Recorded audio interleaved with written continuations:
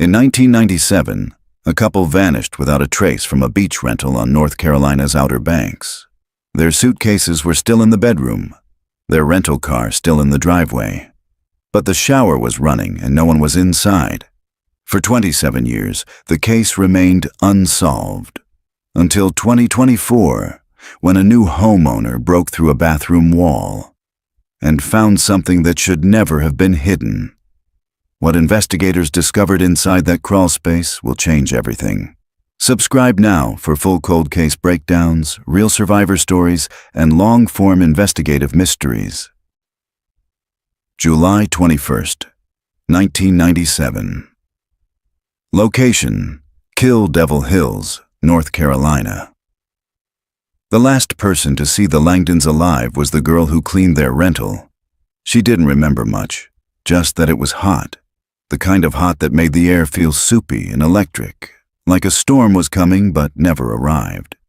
She was 17, working the summer circuit for the Cape Shore Property Company, cleaning beach houses between checkouts. House number 114-Driftwood Lane- was a last-minute rental. 2 guests, 1 couple, paid in cash. She knocked at 10:01 a.m. No answer. She waited the 5 minutes per protocol, then unlocked the door and stepped inside.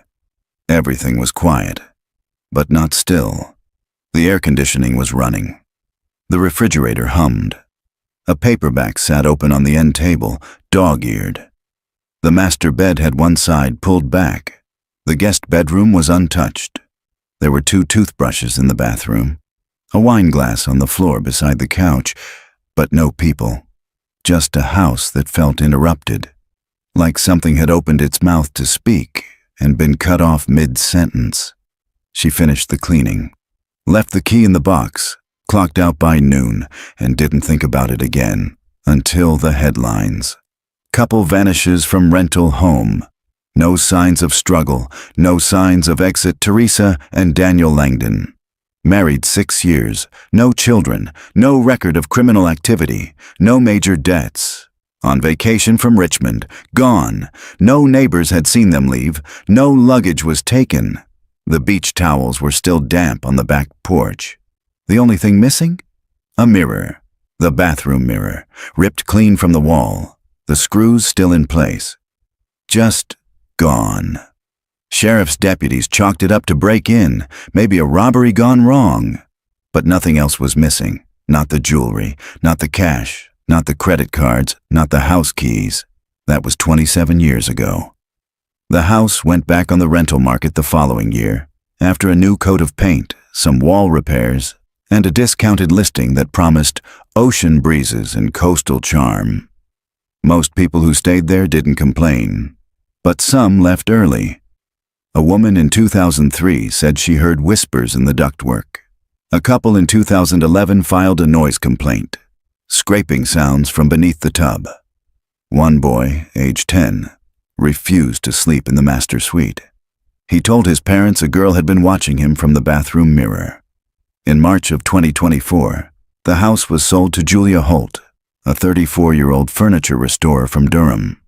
She'd lost her mother the year before and used the inheritance to buy her first property. A beach home, a fresh start. No bad history, according to the agent. No ghosts, no blood. Just drywall and promise. But 2 weeks after she moved in, Julia removed the tile behind the shower wall and found the crawl space. Date: May 2nd, 2024. Location: Kill Devil Hills, North Carolina. The first time Julia Carmichael noticed the tile shift under her fingers, she assumed it was the grout. She had been scrubbing mildew off the far wall of the master shower when the sponge dipped slightly, just enough to catch her attention. She ran her palm across the porcelain again. Smooth, cold, but wrong somehow. The faintest give. A vibration that didn't belong to solid wall. Hollow. Behind her, the ocean thundered against the sandbar beyond the dunes. This stretch of the Outer Banks was quiet in spring, too early for tourists, too warm for locals to pretend summer wasn't creeping in. The wind through the cracked bathroom window carried the sharp tang of salt and the faintest scent of decay from the nearby marsh.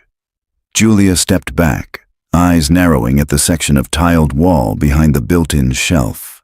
The tile was clean, white, cracked in places, like the rest of the 1990s-era rental she and Peter had bought 6 months ago at a bankruptcy auction.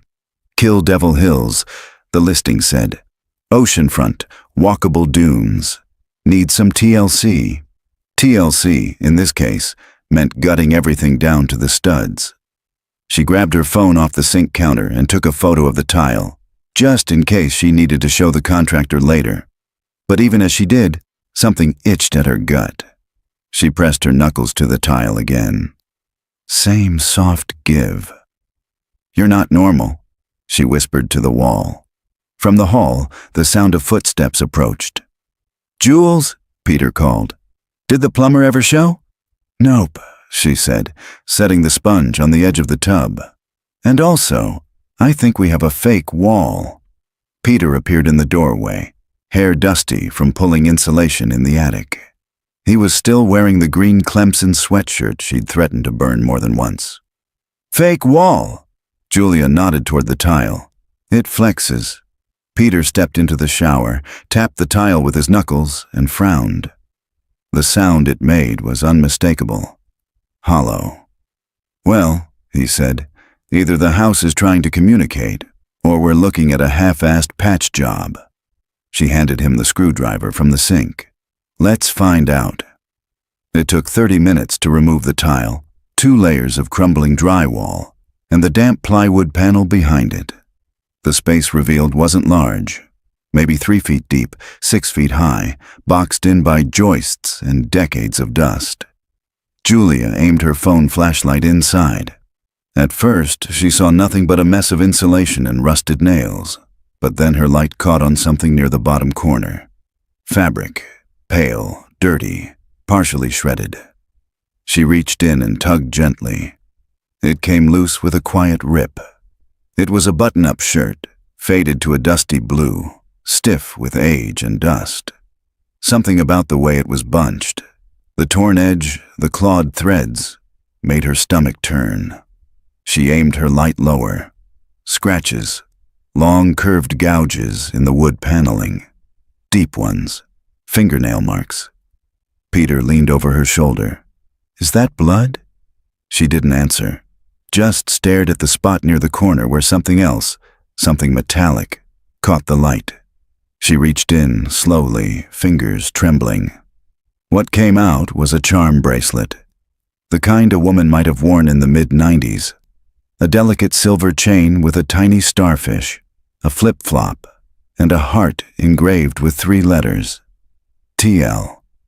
Julia turned it over in her palm. It was warm now from her skin, unmistakably personal. She whispered, "Peter, this wasn't storage." He looked at the wall, then the tile on the floor, then at her.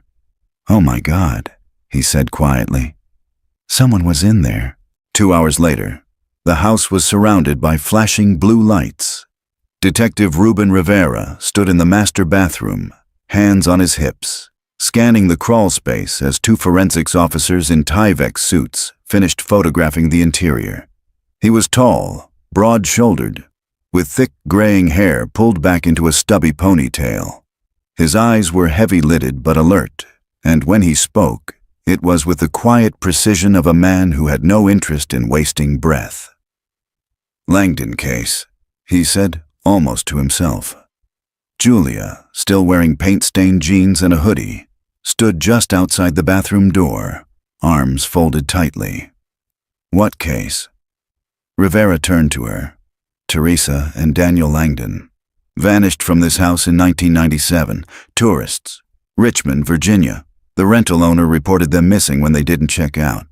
Car still in the driveway, clothes in the closet, shower was running." Julia swallowed. "What happened to them?" He shrugged. "That's the thing. No sign of struggle, no signs of forced entry. Just gone." She felt suddenly colder. "And you think this crawl space?" Rivera stepped back out into the hallway, pulling a small ziplock from his jacket. Inside it, the charm bracelet. Her initials were Teresa Langdon, he said. This bracelet was mentioned in the original report. She was wearing it the night they disappeared. Peter appeared behind Julia, face pale. So what now? Rivera's eyes flicked from the charm bracelet to Julia, to the open cavity in the wall behind them. Now, he said, we dig. If the rest of that space is untouched, and that blood belongs to one of them, this house just became a crime scene. He turned to one of the forensics officers. We'll need to scan the adjacent walls, pull thermal, look for irregular voids. If there's one crawl space, there could be others. By sunset, the house had been sealed. Julia and Peter stood on the edge of the dunes as the crime scene team packed up for the night. The breeze carried the smell of salt and something else, the faint, coppery tang of old blood. She stared at the house, her house, now lined in yellow tape. Peter put an arm around her. You okay? She nodded slowly, but her voice was flat. That tile was holding a secret for almost 30 years. He glanced back at the bathroom window. What kind of secret? She didn't answer right away. But in her mind, she saw the scratches on the wood, the torn shirt, the bracelet, and she knew what had happened here wasn't just an accident.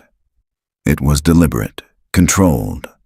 Someone had trapped them there, and maybe someone had watched. May 3rd, 2024 location, Kill Devil Hills, North Carolina. The morning after the discovery, the house was no longer theirs.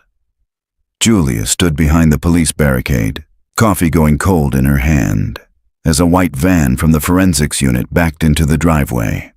A second one was already there, equipment cases stacked on the lawn, extension cords trailing through the sand, tripods and scanners carried in one by one.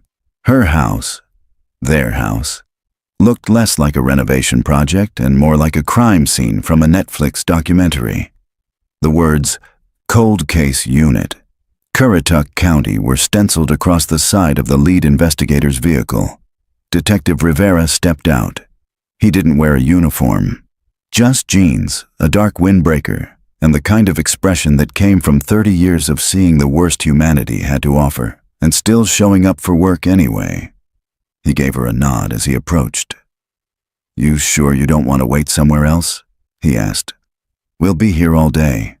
Julia shook her head. I want to know what you find. Rivera sipped from his thermos. You grew up around here? Number Chapel Hill, she said. My husband and I bought the house as a flip project. We were going to Airbnb it by summer. Thought it'd be a fun side thing. He nodded slowly, then turned toward the house. Hell of a welcome. The crawl space was larger than it looked at first glance. Once Rivera's team broke through the inner panel and cleared away the rotted insulation, it revealed a box-like cavity, about 4 feet deep and running the length of the master bathroom wall. Inside, the forensics team had found more than just the shirt and bracelet Julia uncovered. They'd pulled out 2 long brown hairs, trapped in a cobweb near the upper beam, a pink plastic comb, cracked down the middle, a single flip-flop, faded white with a seashell print, and worst of all, deep horizontal scratch marks in the wood, consistent with human fingernails. One officer measured the space and tapped the walls with a hollow plastic rod. Sound echoes behind the far end, he said. Could be a secondary void. Rivera nodded. Scan it. A portable ground-penetrating radar unit was wheeled into the bathroom, its dish-like scanner aimed at the remaining walls. The tech operated it in silence, watching lines flicker across a tablet screen. After 2 passes, she spoke. There's another cavity behind the far left wall, smaller, vertical shape, roughly 5 feet tall, maybe 18 inches wide. Rivera turned to her. You saying there's another chamber? Not exactly. Could be a structural defect, but there's a distinct density difference. She tapped the screen. And here? Metal objects, irregular size, could be wiring, could be nails, could be something else.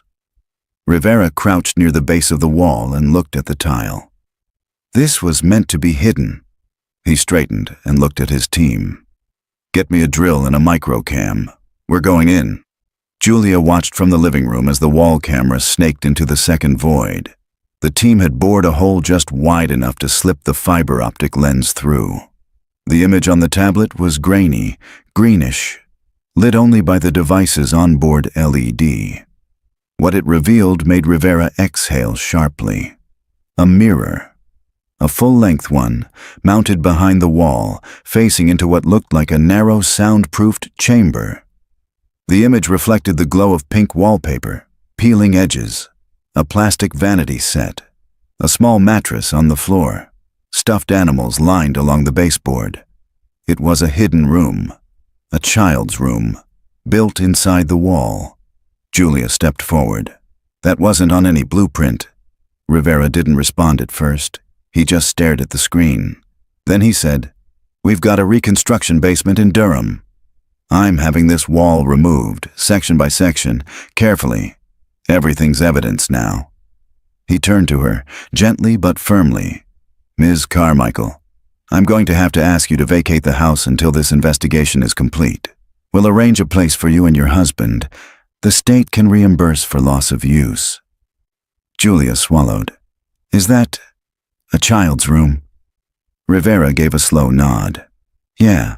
And this is still the Langdon case? It was a couple that went missing in this house. But what we just found might not be just about them anymore." Back at the precinct, Rivera laid out the Langdon case file on the long metal table in the cold case room. The file was thinner than it should have been. 2 missing persons. No bodies, no blood, no physical evidence, nothing but photographs, a short witness list, and a few oddities in the original scene report. Oddity 1. The couple's luggage was found in the bedroom, unopened. Oddity 2. The shower had been running for at least 6 to 8 hours before discovery. Oddity 3. A smell of bleach lingered near the drain, but no chemical traces were preserved. He flipped to the witness interview with the housekeeper, Delilah Boone. She had found the scene. The report noted that she was visibly disturbed by the silence. Claimed she heard something that sounded like singing, though no music players were found. She told the responding officer it came from behind the wall, but no one took her seriously. It was marked as subjective auditory stress response. Rivera jotted a note. Interview Delilah Boone. Reassess witness credibility. He turned the page and stared at the final item in the original inventory. Item number 24. Guest Journal. Entry dated August 16th, 1997. Content. Storms rolling in. Might stay a few more days. Danny said this place feels too quiet. He tapped his pen against the page. Too quiet. That evening, Julia and Peter sat in a rented motel room 3 blocks from the house. Neither spoke much. Julia had downloaded the 1997 Missing Persons Bulletin. She studied the photo of Daniel and Teresa Langdon on her phone. They looked happy. He had a crooked smile. She was holding an ice cream cone and laughing. The kind of couple who left behind boxes of postcards and souvenirs. Not unsolved cold cases. She zoomed in on Teresa's wrist. The bracelet was there. Same charms, same initials. Peter looked over her shoulder. "That's the one?" She nodded. He hesitated, then asked the question neither had dared voice aloud yet. "Do you think she died in there? In the wall?" Julia didn't answer. Not directly, but after a moment she whispered, "I don't think she was alone." That evening, Julia and Peter sat in a rented motel room 3 blocks from the house. Neither spoke much. Julia had downloaded the 1997 Missing Persons Bulletin. She studied the photo of Daniel and Teresa Langdon on her phone. They looked happy. He had a crooked smile. She was holding an ice cream cone and laughing. The kind of couple who left behind boxes of postcards and souvenirs. not unsolved cold cases. She zoomed in on Teresa's wrist. The bracelet was there. Same charms, same initials. Peter looked over her shoulder. That's the one? She nodded. He hesitated, then asked the question neither had dared voice aloud yet. Do you think she died in there? In the wall? Julia didn't answer. Not directly. But after a moment, she whispered, I don't think she was alone. May 4th, 2024. Location, Kill Devil Hills, North Carolina. Delilah Boone hadn't cleaned a house in over 15 years, but she remembered the Langdon rental like it was yesterday. Detective Rivera found her at the assisted living facility in Kitty Hawk. Apartment 2B, back corner, windows facing the marsh. A cane rested beside her floral recliner, and her coffee table was stacked with crossword puzzles and Reader's Digest back issues. She looked smaller than Rivera remembered, her body hollowed by age, but her eyes were still sharp. You're here about the shower house, she said before he even sat down. Rivera blinked. Excuse me? That's what we used to call it, Delilah said, smoothing her skirt, because the damn shower wouldn't stop running. Day I found that couple's things, water still going, like it had been left for someone else. Rivera took out his notebook. You were the one who discovered the scene, correct?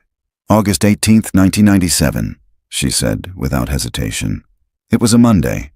I always cleaned Mondays after the weekend turnover. She leaned forward. But when I walked in that day, something felt wrong.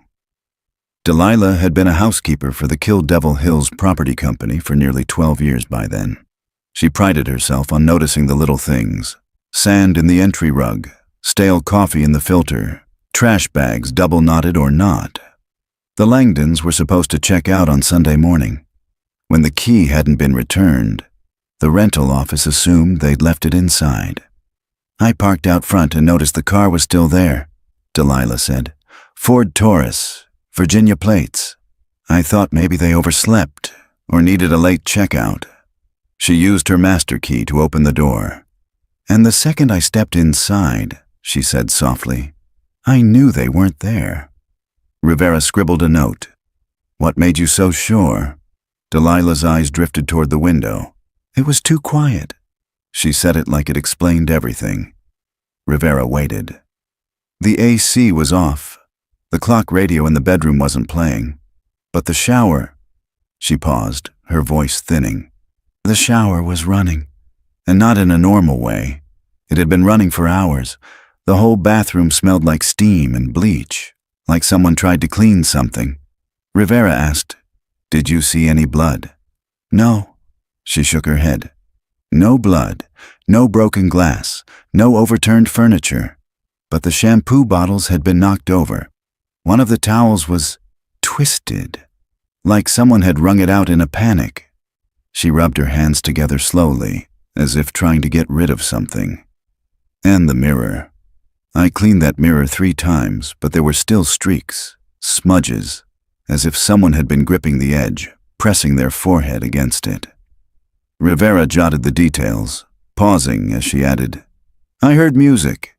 He looked up. In the bathroom, faint, real faint, like it was playing behind the wall, a child's music box or something. At the time, Delilah had reported everything she saw, but the responding officer, Deputy Lane, now long retired, had dismissed most of her observations. No signs of foul play, no evidence of a struggle. Young couple probably ran off, he told her. Happens more than you think. I knew that wasn't right, Delilah said. You don't leave your car, your wallet, your luggage. You don't leave a house like that unless something's very wrong.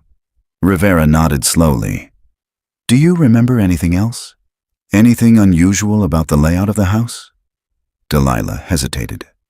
Yeah, she said. The bathroom wall felt strange. When I leaned to scrub the tile, my hand knocked it. Sounded hollow. Rivera's pen stopped. You told the officer that? I did. She gave a bitter smile. And he told me it was probably poor insulation. That afternoon, Rivera stood in the gutted bathroom of the Langdon house, now a skeleton of pipes, studs, and exposed wiring. Forensics had cleared out the tile and wall panels. They were working on lifting tool marks from the wood beneath. The hidden chamber, the one with the mirror, the child's mattress, the soundproofing, had been cut open and fully documented. A separate team from the FBI's Behavioral Analysis Unit was already on site, combing through the space for signs of ritualistic behavior, obsessive tendencies, or any signature left behind by the builder. This wasn't amateur work, the lead profiler said. Whoever made this room had time, money, and knowledge of structural engineering. Rivera knelt beside the crawlspace floor, running a gloved hand along the scratches. They were deep, more than desperation. There was a pattern, repetition. Some nails were broken off inside the wood. She was trying to get out, he murmured. He stood and studied the other walls. Any word on the DNA from the bracelet? The lab tech nodded. Positive match to Teresa Langdon. Mitochondrial DNA confirms maternal line. No secondary DNA recovered yet. What about Daniel? No trace so far. Julia returned to the property briefly that evening under police escort. She wanted to retrieve a few personal items, her laptop, her grandmother's ring, and a tote bag full of paperwork she'd left in the guest bedroom. Rivera walked beside her as she stepped into the house. It already felt different. Stripped of drywall and tile, the walls looked raw, skeletal, as if the house itself had been flayed open. "They ever find anything else in here?" Julia asked, pausing near the master bath. Rivera was quiet. 2 toothbrushes, 1 female, 1 male. Blood traces under the female handle. Could be from gum bleeding or something else. She nodded slowly. "You ever get the feeling," she said, "that a house is trying to tell you something?" Rivera's mouth twitched into the faintest of smiles. "I think this one's been screaming for decades." Later that night, in a dim-lit county archive room, Rivera found himself holding a piece of the past he never expected to surface again. It was the rental contract for the Langdons, retrieved from a scanned microfiche record. The original agreement was for 7 nights, August 10th to August 17th, 1997. But a note was scrawled in pencil at the bottom. Extended 3 days. Paid in cash. Confirmed by PM call, no signature, no initials. The number listed for the extension: a payphone outside the Blue Bucket Motel, 20 miles south, since demolished in 2004. Rivera leaned back. Someone extended the Langdons' stay after they were already gone. And someone wanted them in that house longer. May 5th, 2024. Location: Currituck County Sheriff's Office, North Carolina. Detective Rivera didn't sleep much the night the contract surfaced. He stared at the scanned copy again the next morning under the pale glare of the evidence room fluorescence. The handwriting in pencil on the bottom of the Langdon rental agreement still bothered him. Not just what it said, but what it implied. A stay extended after the couple had vanished. Paid in cash. By someone untraceable. But it wasn't the words that held his gaze. It was the faded circle around a scribbled phone number. A payphone, traced back to a long-gone roadside motel. The Blue Bucket, off Highway 158. Leveled in 2004. No security footage, no staff records, no camera logs. Still, there might be witnesses. He picked up the phone and called the archives again. "Do we have anyone who worked at the Blue Bucket in the 90s? The line crackled. "Hang on." A few minutes later, the voice returned.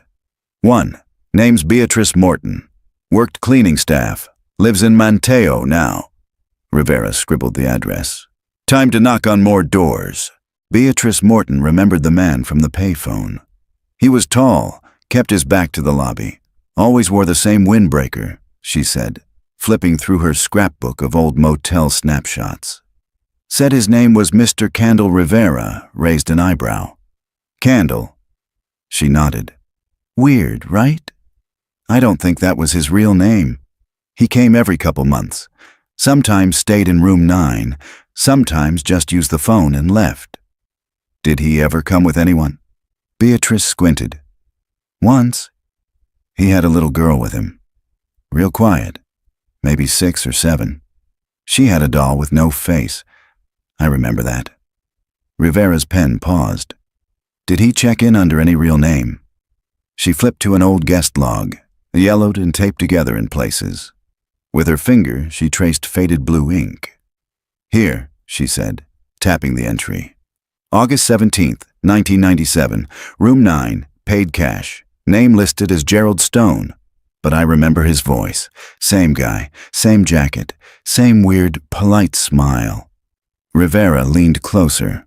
That's the day the Langdons were supposed to check out. Beatrice looked up at him. So you think that man did something to them? Rivera didn't answer directly. He stood slowly and stared out the window. I think someone knew they'd be there a little longer. Back at the precinct, Julia sat across from Rivera in the small interview room. She'd returned voluntarily to answer follow-up questions.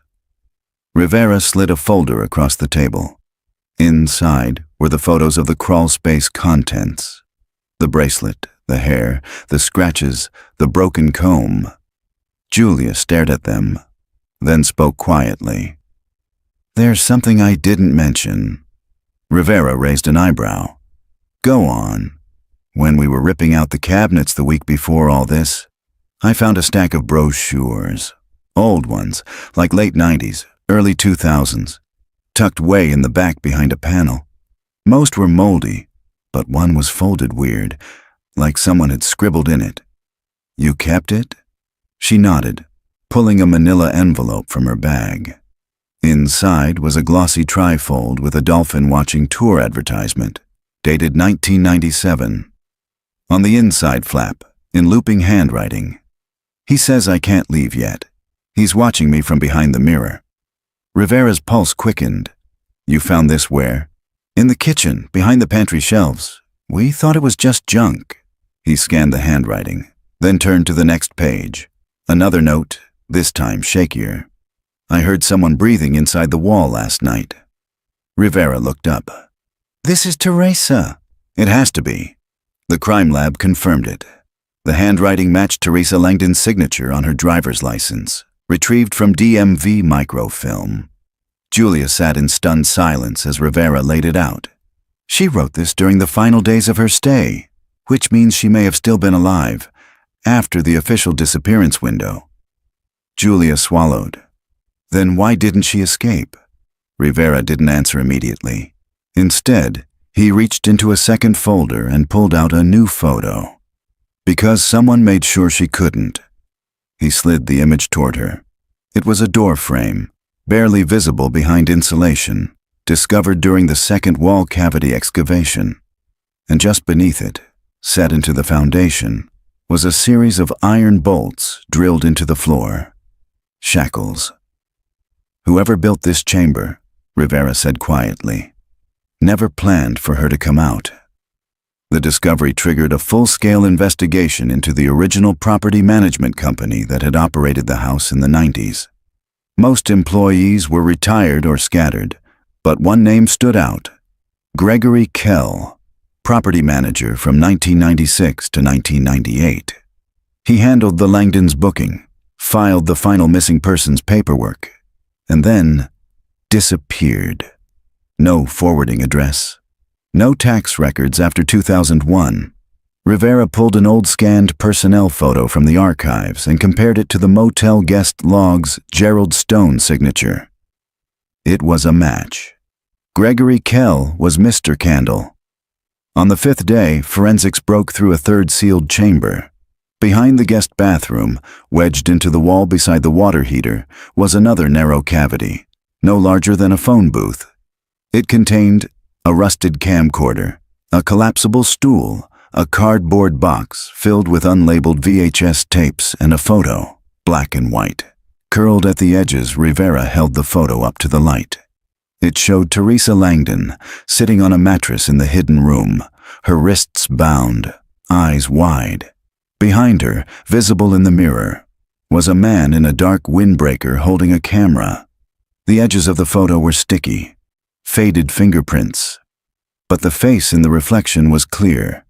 Same angular jaw, same receding hairline, same eyes Rivera had seen in the personnel file.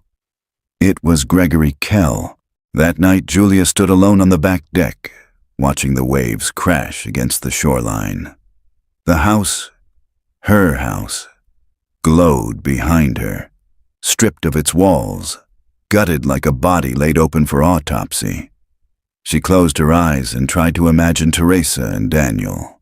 Two people who came here for peace, for quiet, and instead found something watching them from inside the walls. May 6th, 2024. Location, Currituck County Crime Lab, North Carolina. The journal was damp, curled at the corners, swollen from years of moisture, but it had survived. Technicians found it tucked inside a Ziploc bag, hidden beneath a section of attic insulation during the third full sweep of the house. The plastic was coated in dust, but sealed tight. Inside, a small floral-patterned notebook, warped but intact. It was labeled on the first page in careful cursive, Teresa Lynn Langdon, August 1997, Kill Devil Hills Rental. Our honeymoon, kind of. Detective Rivera read it 3 times. The first read-through was clinical. The second, horrified. The third made him close the folder and walk outside. August 11th, 1997. Daniel made me coffee this morning before the sun came up. We walked the beach barefoot and laughed at the ghost crabs. I think we both needed this. The year's been hard, but this place is beautiful. Quiet. Maybe too quiet. August 13th, 1997. Storm coming. I love it. Feels like we're the only 2 people on Earth. Danny says the AC hum keeps him up at night. He tried unplugging it, but it's hardwired. The bathroom light flickers sometimes. I keep thinking someone's moving behind the glass. Shadows. Nerves. August 14th, 1997. Something's wrong. Last night I woke up and heard music, like a lullaby, but Danny was asleep. I went into the bathroom and the mirror was fogged, except for one handprint. Too small to be his, smaller than mine. I asked him this morning. He said I was dreaming, but I'm not. I know I'm not. Rivera flipped to the later pages. The handwriting changed, more rushed. Words pressed harder into the page. August 15th, 1997. Danny's acting different. Distant. I caught him standing in front of the bathroom mirror, whispering to himself. When I asked what he was doing, he said, listening. He hasn't touched his food, doesn't sleep. I tried to leave the house for a walk this morning, but the deadbolt was relocked. From the outside, he swears he didn't do it. But who else could? August 16th, 1997. He's gone. I woke up and the bed was empty. His things are here, his shoes, his wallet, but no Danny. I've searched the whole house. I thought I heard him in the shower, but the water was cold. There was no one there, only the mirror. I think something's inside it. Rivera pushed the journal across the table toward Julia, now seated beside the lab's evidence coordinator. She hesitated before picking it up. This was hers? She asked softly. Rivera nodded. Confirmed by handwriting analysis and residual skin oil matches, the bag preserved more than we expected. It's authentic.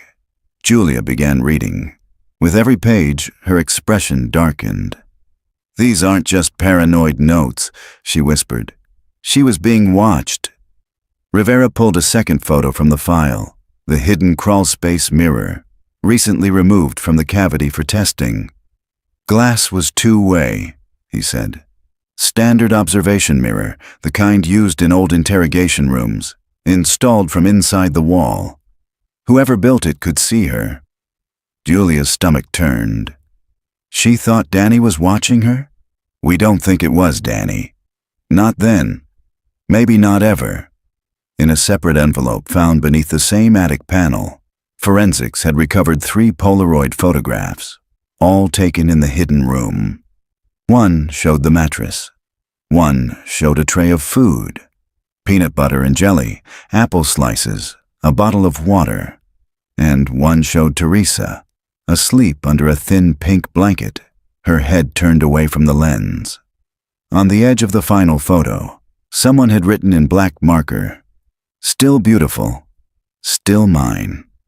Rivera met with FBI profiler Dr. Lorna Hecht at the edge of the sealed scene later that day. "This is organized behavior," she said, flipping through the materials.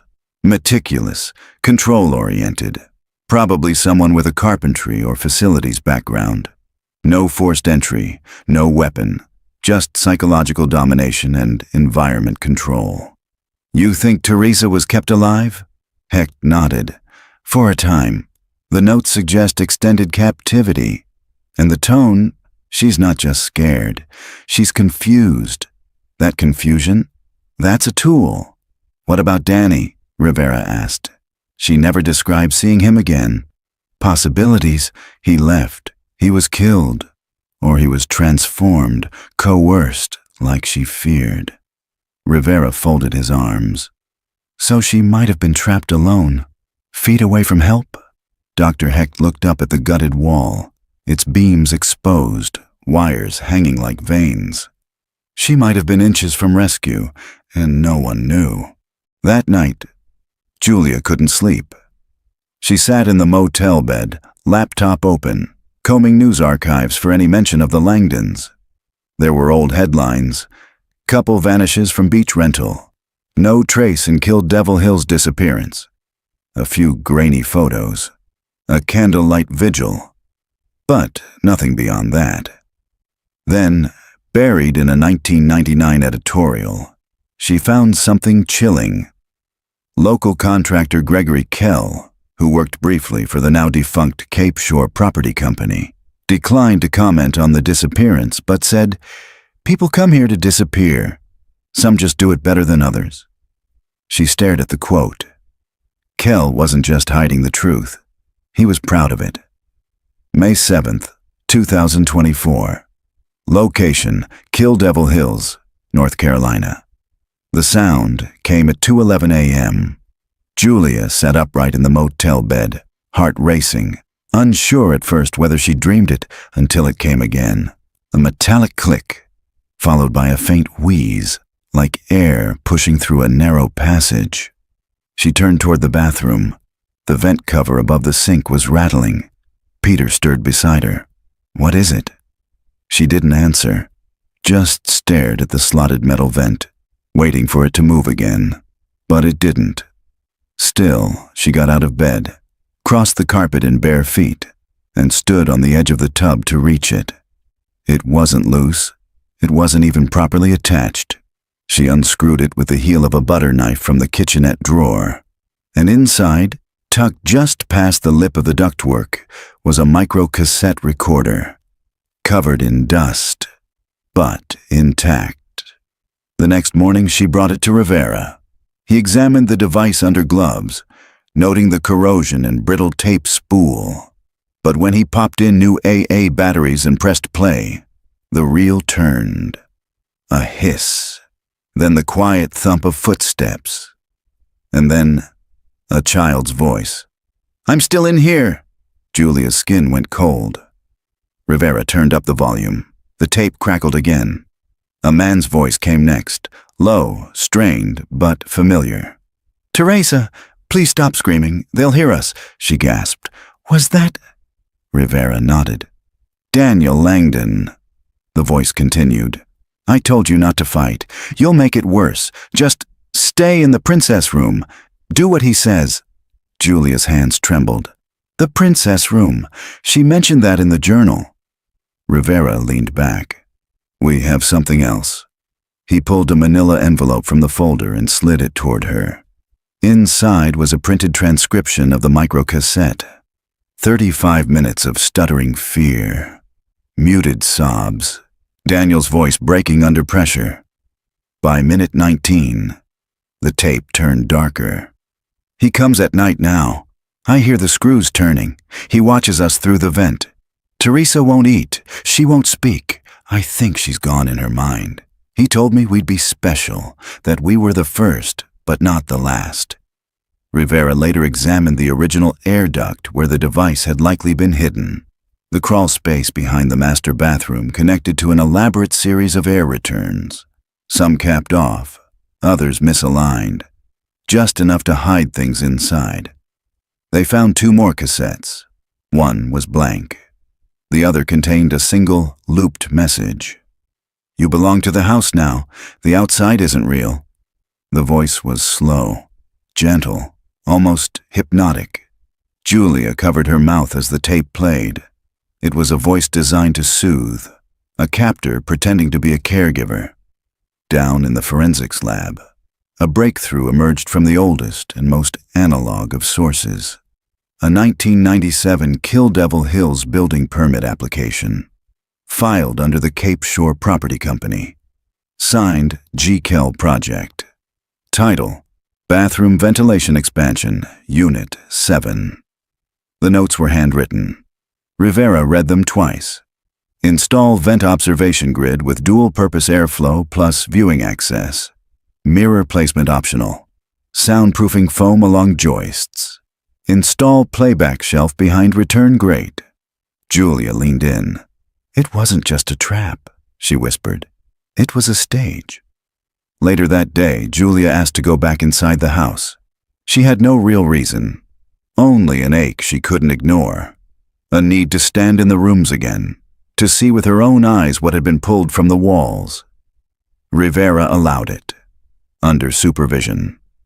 The floorboards had been removed, beams exposed, drywall stripped to the studs, but the structure of the house still held a strange intimacy, like walking inside a memory that didn't belong to you.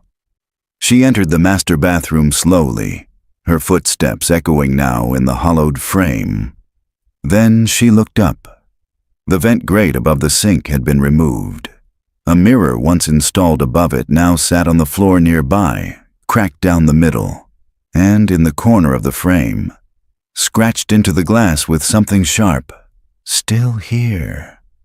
Julia turned away, her breath catching, because just then, from somewhere inside the vent shaft, she heard breathing.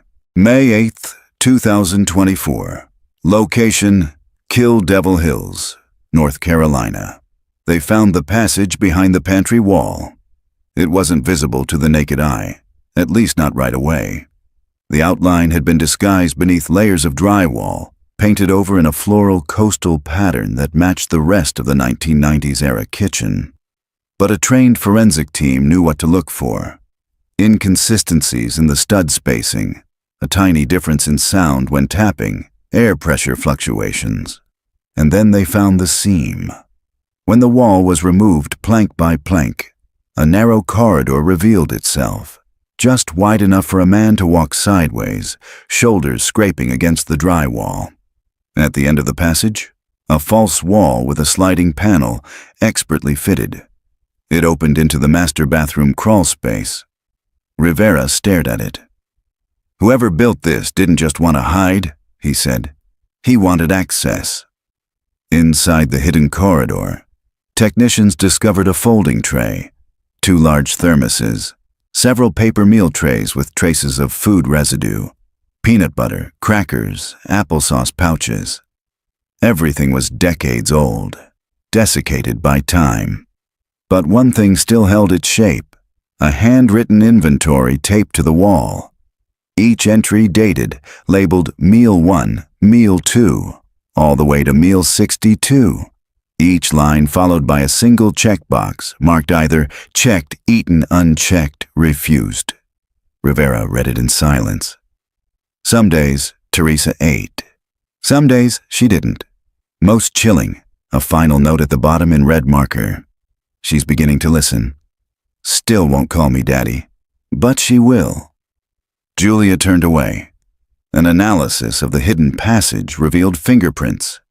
Daniel Langdon's near the crawl space, but on the sliding panel and meal tray, a third set, unidentified, but consistent with another set recovered earlier, the two sets of prints behind the mirror. The same hands had moved through both areas. Someone with intimate knowledge of the house's structure. Someone who entered and exited unseen, and someone who treated the secret rooms like a routine. Like room service, Rivera muttered. He was beginning to see the whole house differently, not as a crime scene, but as a machine. Every vent, every wall cavity, every soundproofed panel, deliberately constructed for control, not concealment. Everything inside this place was built for the performance, he said. Back at the sheriff's office, Rivera pulled the original case file from the Langdon disappearance and laid it beside the new evidence reports. There was one small note in the 1997 interview transcript that had never made sense until now. Housekeeper Delilah Boone had said, "The fridge was empty, except for one thing. A paper tray, wrapped in plastic, sitting dead center like someone had placed it there on purpose." At the time, it was assumed to be room service from a takeout order. But now, Rivera suspected otherwise. He ordered the tray reanalyzed. Within the old plastic wrap, preserved in the folds of a napkin, the lab found a fiber trace that hadn't been present elsewhere in the kitchen. Bright pink. Synthetic. Identical to the fibers found on the mattress in the princess room. It had been moved, from inside the crawl space to outside the fridge. A message, or a mistake. Later that day, Rivera interviewed the original property manager's assistant, a woman named Melanie Sykes, who had worked for Cape Shore Property Company from 1995 to 1998. She looked nervous when he showed her the old company staff photo. "That's Greg," she said, pointing. "Greg Kell. He hired me. Gave me my first office job." "Did you know him well?" "Not really," she said. "He kept to himself, had a lot of personal projects. One time he had me deliver a box of tiles to the rental house, the one on Driftwood Lane." "That's this house," Rivera said. "What kind of tiles?" "Pink ceramic." He said he was remodeling the bathroom for a theme renovation, said the guests liked whimsy. Rivera stared at her. "Did you ever go inside?" She hesitated. "He always met me outside, told me to leave the supplies by the front step."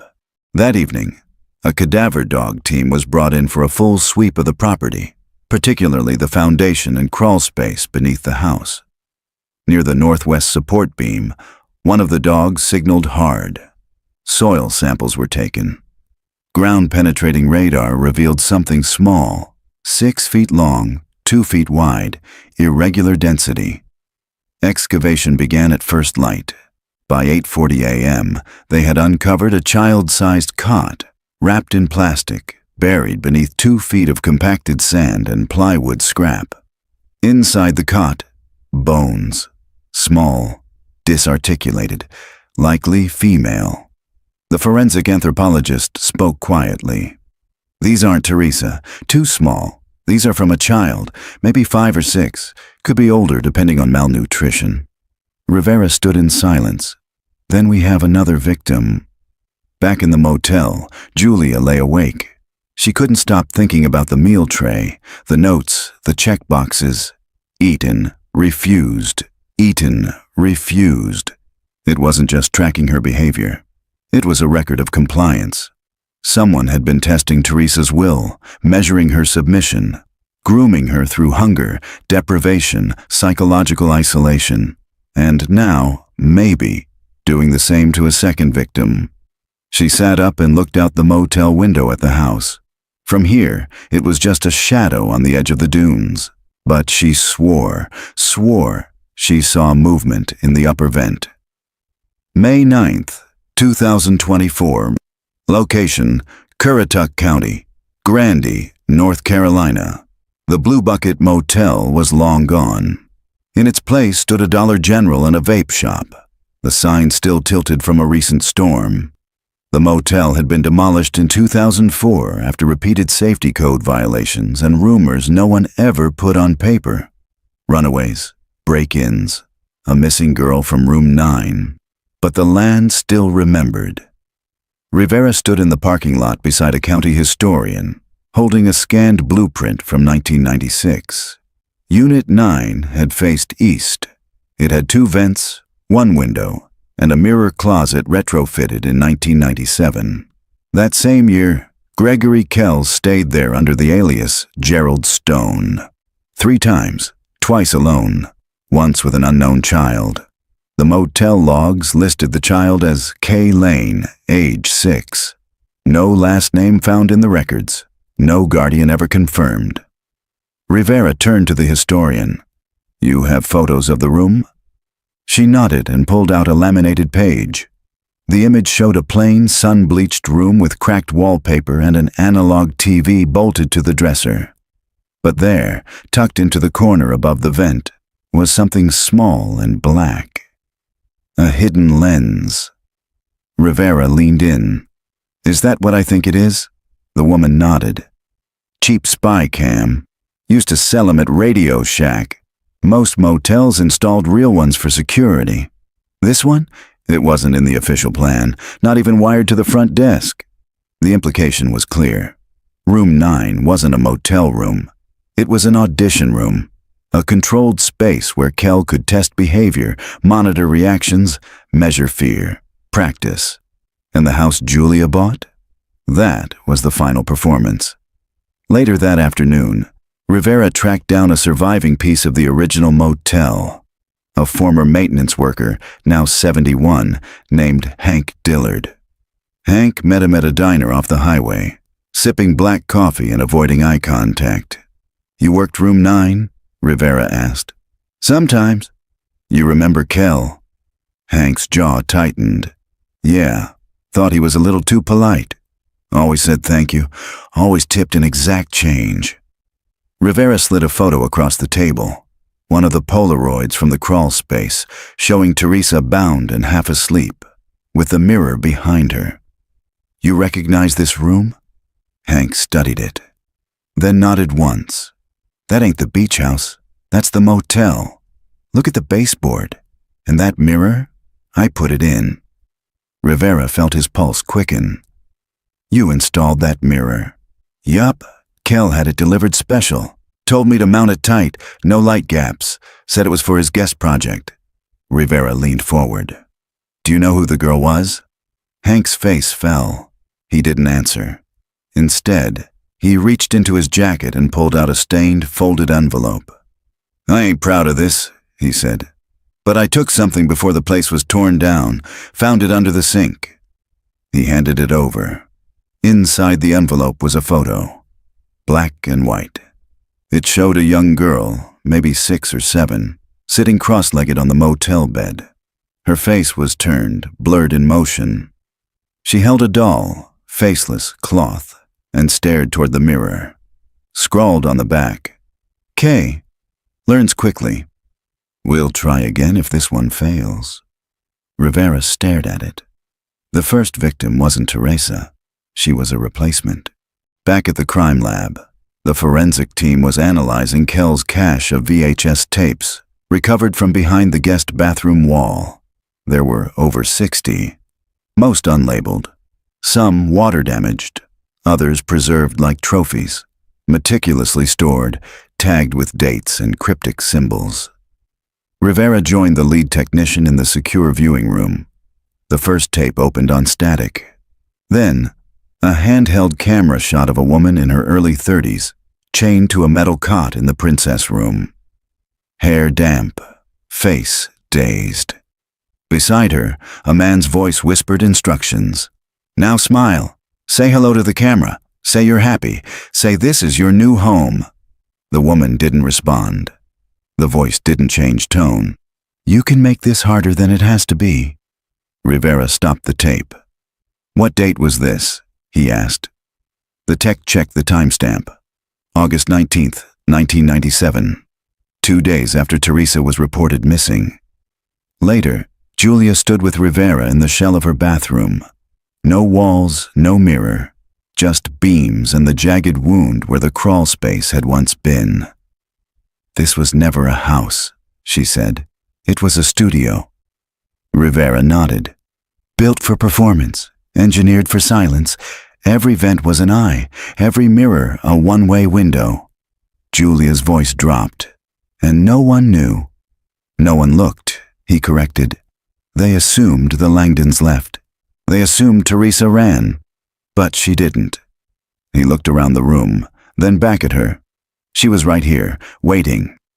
May 10th, 2024. Location: Kill Devil Hills, North Carolina. They found the blueprint sealed inside a wall cavity, wrapped in a waterproof sleeve behind the utility closet. It wasn't just a building schematic, it was a map of control. Detective Rivera spread it out across the evidence table, weighed down by gloved hands. The paper crackled with age, its corners curled, but the ink was crisp. Black lines outlining the original layout of the house, overlaid by thick red notations drawn in marker. Each annotation told a story. PR marked a rectangle in the northeast corner, Princess Room, hidden between structural beams. MV pointed toward a false return vent, Mirror View. FE circled a crawl tunnel with one line written beneath, Feeding Entry, Crawl Only. Julia stood beside him, staring in disbelief. This wasn't renovated, she said. It was designed. Rivera nodded. Everything, from the inside out. In one corner, someone had sketched a crude diagram of a human figure lying down, surrounded by walls. Beneath it, a single word: acceptance. A structural engineer was brought in to examine the hidden passageways. He confirmed what Rivera already suspected.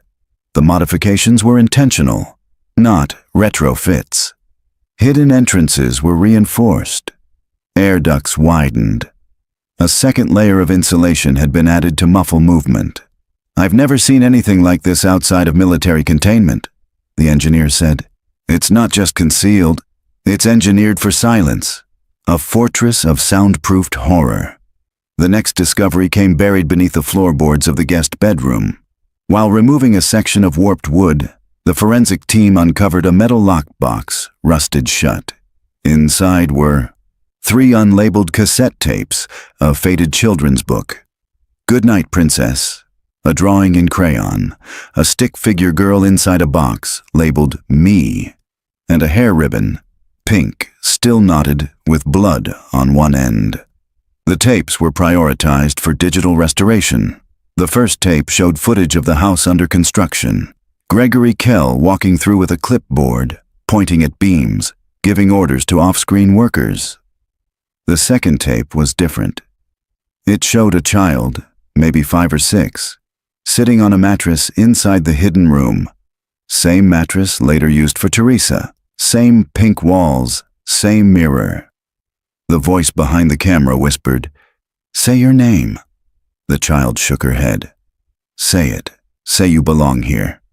The girl looked at the mirror and whispered, "I'm Katie." Rivera froze. Katie. The same name scrawled on the back of the motel photo. Kay learns quickly. DNA pulled from the ribbon matched a 1996 missing child case from Chesapeake, Virginia. Caitlin Lane. Age 6. Reported missing after being abducted from a grocery store parking lot. Her case had gone cold in under 2 weeks. No leads, no suspects. Rivera stared at the VHS tape image, frozen on her face. Katie had been the first. Teresa was the second. The house had 2 graves, and maybe more. Julia returned to the house with Rivera later that day under controlled access. She walked slowly through the exposed bones of the house, arms folded against her ribs. Every creak of the floorboard felt like a breath. Every exposed beam a fingerprint. In the guest bathroom, they discovered something else. A hidden chute behind the medicine cabinet, connecting to a box-shaped void below. It was where used items had been dropped. Worn clothing, food wrappers, broken utensils. But one thing hadn't degraded. A Polaroid photograph wrapped in tissue paper. It showed Teresa, eyes open, hand on the mirror. On the back, written in red ink, "She still resists." might need replacement. At headquarters, Rivera reviewed the timeline. Katie Lane, taken 1996, last seen in Norfolk, Virginia. Gregory Kell, moved to Kill Devil Hills that same year. Teresa Langdon, disappeared 1997, house sold 1999 after Kell vanished. Property left dormant until 2023. But the gap that haunted Rivera came after. No bodies had been recovered, only bones. He stared at the cot unearthed from the crawlspace, the one with child-sized bones.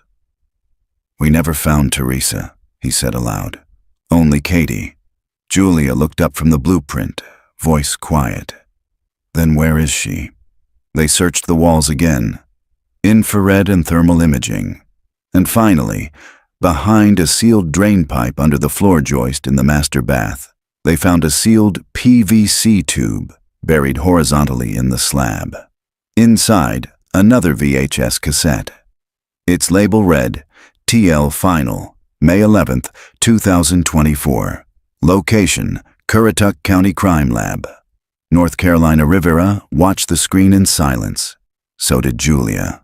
So did the rest of the forensic team, crowded behind one-way glass as the VHS tape labeled TL Final spooled into motion. The image flickered, then focused. A mirror, cracked at the edges. Foggy, and behind it, a man, his face half obscured by shadow. But the voice was unmistakable. "You wanted answers." He leaned closer to the glass. "So here they are." Gregory Kell, age 47 at the time of the recording. Shirtless, hair matted, he looked thin, unwell, as though the house had started to consume him too. People think you can just walk through life without being seen. Not true. People see everything. They just don't know what they're looking at. He tilted the camera. The angle changed. Now it showed Teresa Langdon, curled up on the mattress in the princess room, barely conscious. She stopped fighting 2 days ago, stopped asking for Daniel, stopped asking about the beach. Now she listens, but I don't think she's ready. The camera turned again, back to Kell. "I built this house for them, but people don't appreciate what you give them, not until it's too late." He walked toward the camera and adjusted the focus. "This will be my last entry." The tape cut to static for 6 full seconds. Then, black and white night vision. Kell standing in the crawl space, speaking into the lens. "I sealed her in, fed her, taught her. She still won't call me father, but she stopped screaming. That's enough." Another cut. Now Kell is sitting in front of the princess room mirror. The glass is fogged with condensation. He drags a knife across his palm, letting blood pool in his hand. "If no one sees you, maybe you're already gone." The final segment is the longest. It shows Teresa sitting against the back wall, dazed, barely breathing. Kell's voice, off camera, asks, "What are you now?" A long pause, then Teresa whispers, "Not me." He asks again, "What do you want?" Her voice shakes. "Out." The tape ends with the camera placed on the floor, facing the mattress. No movement, only breathing. Then darkness. Julia turned away from the screen. Her eyes were wet, jaw clenched. "She survived longer than anyone thought," she whispered. Rivera nodded. "Weeks, maybe months, until he either killed her, or she escaped. Or someone helped her," Julia said. "Daniel." Rivera shook his head. "No trace. No second body.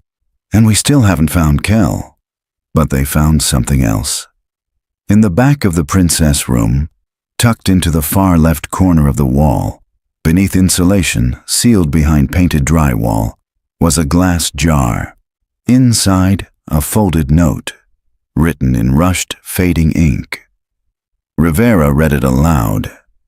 "If anyone finds this, my name is Teresa Langdon. I'm 33 years old. I came here with my husband, Daniel. He is gone. I don't know if I'm alive. I don't know if this is real, but I am still in here. Please don't leave me behind," Julia whispered. She wrote that after they declared her missing. Rivera nodded. And then he said the part that chilled them both. "There's no date. She could have written it a week after, or a year." DNA tests on the VHS tape in the jar confirmed female skin cells consistent with Teresa's maternal line. The paper note also had Kel's fingerprints on one edge. It meant two things. Teresa was alive long enough to write it. Kel read it and sealed it away. He never wanted her to be found. The investigation expanded. Interpol was notified. A BOLO was issued in 6 states. Rivera stood before the press that evening, delivering what they could confirm. The house was designed to detain and psychologically condition. Multiple victims were involved, including one child positively identified. Gregory Kell was alive in 1997, possibly longer. Teresa Langdon's fate remains unconfirmed. No body, no remains. The case is no longer cold. That night, Julia drove to the edge of the dunes and parked in silence. She stared at the house, now cordoned off, the entry boarded, the windows taped with evidence tags. Somewhere inside, Teresa had spent her final days, or escaped, or disappeared into a system that would never recognize her again. Julia closed her eyes and whispered into the dark, "Where did you go?" And from behind her, in the wind, the sea, the sand, it almost felt like something answered. May 13th, 2024. Location, Chesapeake, Virginia. Kill Devil Hills, North Carolina. It wasn't Teresa. The girl on the tape, small, dark-haired, maybe 7, wasn't Teresa Langdon. Julia knew that the second she saw the grainy footage recovered from the motel dumpster behind the demolished Blue Bucket Motel. Her frame was smaller, her posture too rigid, like she'd been coached or punished into silence. The FBI analysis confirmed it. The girl on tape 34 was Katie Lane, the first known victim, possibly not the last. But that's not what chilled Julia. It was the voice behind the camera. Not Kel's, it was Daniel Langdon. "Say the rhyme again, Katie." Silence. "Katie, say it." The girl's voice, barely audible. "If I'm good, I'll see the light. If I'm bad, it's endless night." The tape ended in static. Julia stared at the screen. That's not just Daniel watching. He's participating. Rivera leaned against the table, arms crossed. If that's true, then Teresa didn't just disappear. She was betrayed. They returned to the evidence board. Everything connected to the crawl space, the blueprints, the motel, and now Daniel's voice in multiple recordings. One conclusion was becoming harder to deny. Kel wasn't working alone. In several videos, footsteps could be heard overlapping Kel's voice. In one, Kel speaks, while another man feeds the girl through the wall vent. DNA swabs from the vent revealed 2 male contributors, Kel and an unknown male, partial match to Daniel Langdon's father. Julia stared at the screen. He helped him. Rivera didn't respond, because that meant every headline, every tearful family statement, every false trail for 27 years was a cover. They exhumed Daniel's parents' backyard in Williamsburg. Under the garden shed, buried beneath poured cement, cadaver dogs alerted twice. In the dry dirt, investigators found a rusted toolbox wrapped in tarp. Inside, a VHS labeled Training DL, a woman's earring, and a handwritten confession, half-burned, water-stained, but readable. I told him no, at first, but she wouldn't listen, and he said we could help her, that it was better than the world. He said we were making a home. I didn't think she'd stop talking. And then she did. Signed, Daniel Langdon. Julia didn't cry. She just stared at the page, then at the house. It looked smaller now, less like a monster and more like a mausoleum. One built by 2 men, not one. Kel built the rooms. Langdon built the story. Together, they built the lie. Rivera sat beside her. "We'll find him," he said. She didn't look at him. "Which one?" At 4:11 p.m., a tip came in from a retirement home in Virginia Beach. An elderly man had died the week prior. No ID, no relatives, no medical records. But in his belongings, a set of drawings, all of the same room. Pink walls, one vent, no windows. At the bottom of every page, TL still waiting. Rivera and Julia arrived by nightfall. The man's fingerprints were burned off. Facial recognition inconclusive. But in his closet was a single tattered object, a stuffed cloth doll.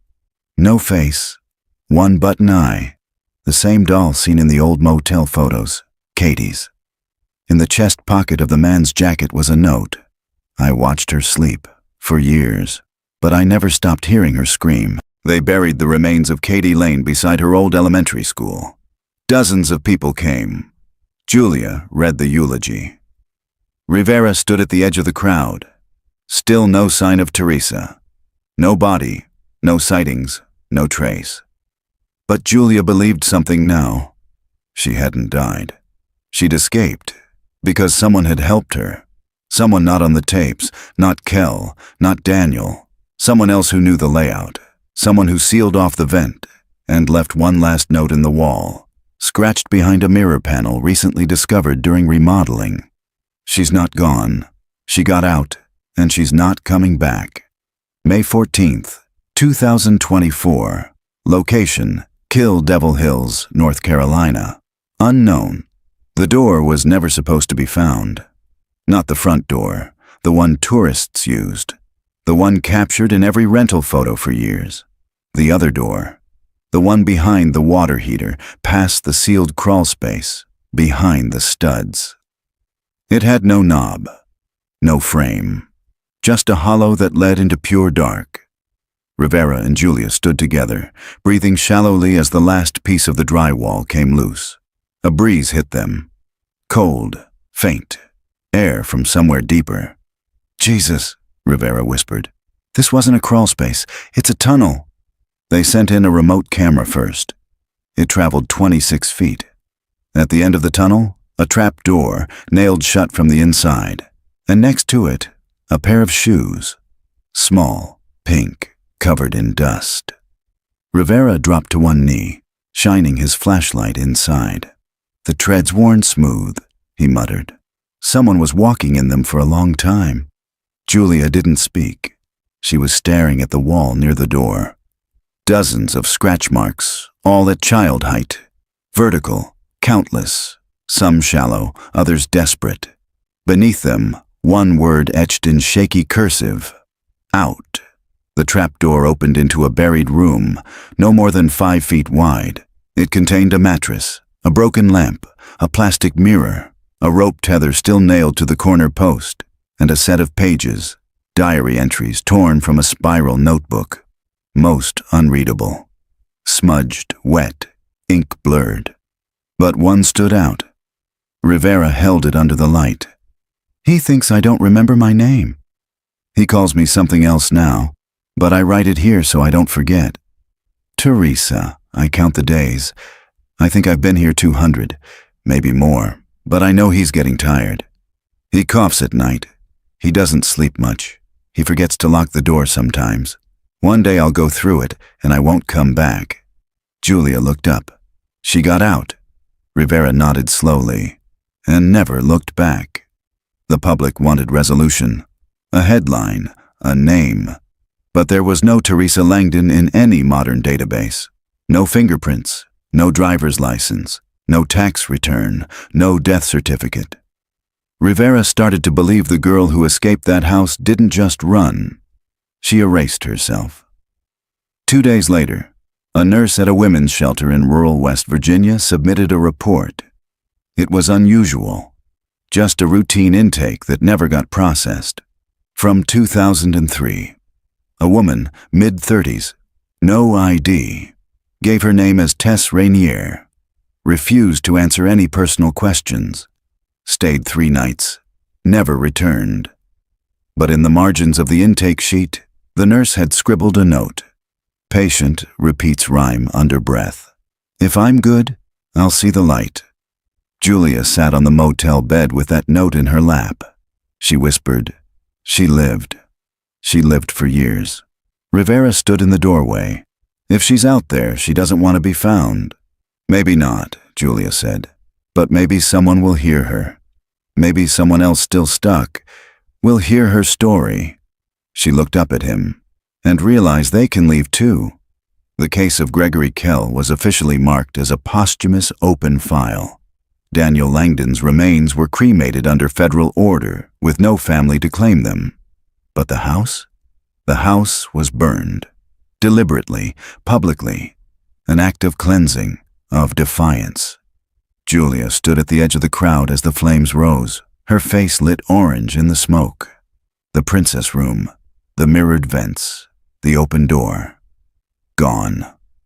Later, she returned to the shore, not to forget, but to remember. She brought with her a ribbon, pink, faded, blood-stained. She let it go into the surf. The waves took it, slow and silent.